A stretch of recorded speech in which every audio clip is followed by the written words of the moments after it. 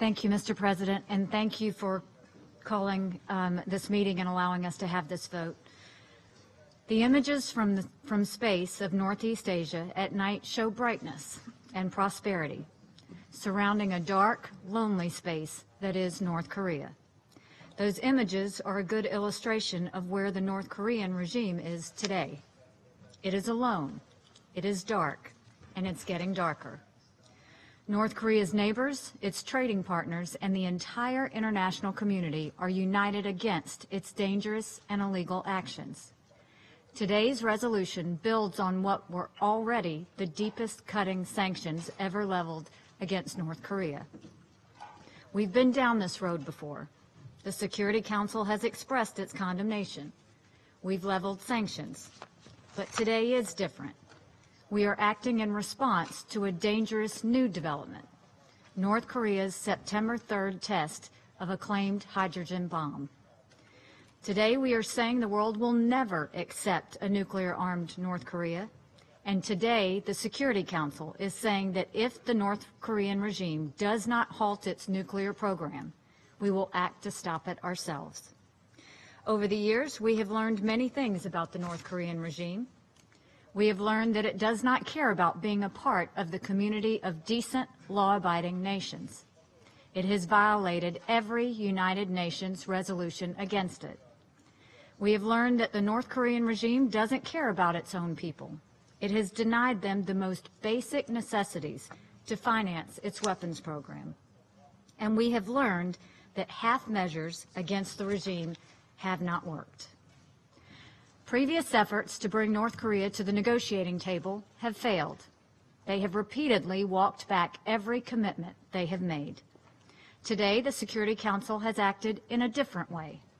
Today, we are attempting to take the future of the North Korean nuclear program out of the hands of its outlaw regime. We are done trying to prod the regime to do the right thing. We are now acting to stop it from having the ability to continue doing the wrong thing. We are doing that by hitting North Korea's ability to fuel and fund its weapons program. Oil is the lifeblood of North Korea's effort to build and deliver a nuclear weapon.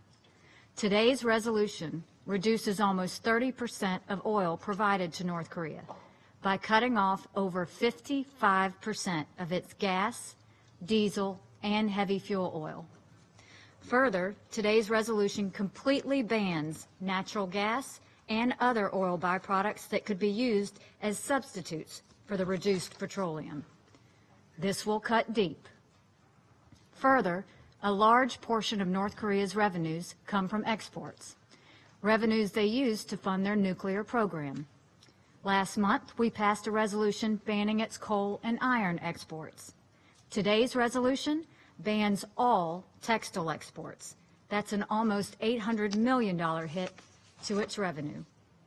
When these new stronger sanctions are added to those passed last month, over 90% of North Korea's publicly reported exports are now fully banned. Moreover, this resolution also puts an end to the regime making money from the 93,000 North Korean citizens it sends overseas to work and heavily taxes. This ban will eventually starve the regime of an additional $500 million or more in annual revenues. Beyond the $1.3 billion in annual revenues we will cut from North Korea, new maritime authorities will help us stop them from obtaining funds by smuggling coal and other prohibited materials around the world by ship. Furthermore, this resolution prohibits all joint ventures with the regime, resulting in a significant amount of lost revenue. But more importantly, the regime can no longer obtain critically needed foreign investments, technology, and know-how needed for its commercial industries. Finally, this resolution imposes asset freezes on the most central North Korean regime entities, affecting both the military and the government itself. In short, these are by far the strongest measures ever imposed on North Korea. They give us a much better chance to halt the regime's ability to fuel and finance its nuclear and missile programs. But we all know These steps only work if all nations implement them completely and aggressively. Today's resolution would not have happened without the strong relationship that has developed between President Trump and Chinese President Xi, and we greatly appreciate both teams working with us. We have seen additional encouraging signs that other nations in Asia have stepped up to the plate. The Philippines has cut off all trade with Pyongyang. Thailand has drastically cut its economic ties with North Korea. And states much farther away are also doing their part. Mexico recently declared the North Korean ambassador to its country persona non grata. Along with strictly enforcing sanctions, these are important steps toward complete international unity. They make clear that all nations can act to deny North Korea the funds to build its nuclear arsenal. Today is a solemn day in the United States. It is the 16th anniversary of the terrorist attacks that killed nearly 3,000 innocent people, most of them in this very city. It hurts as much today as it did 16 years ago.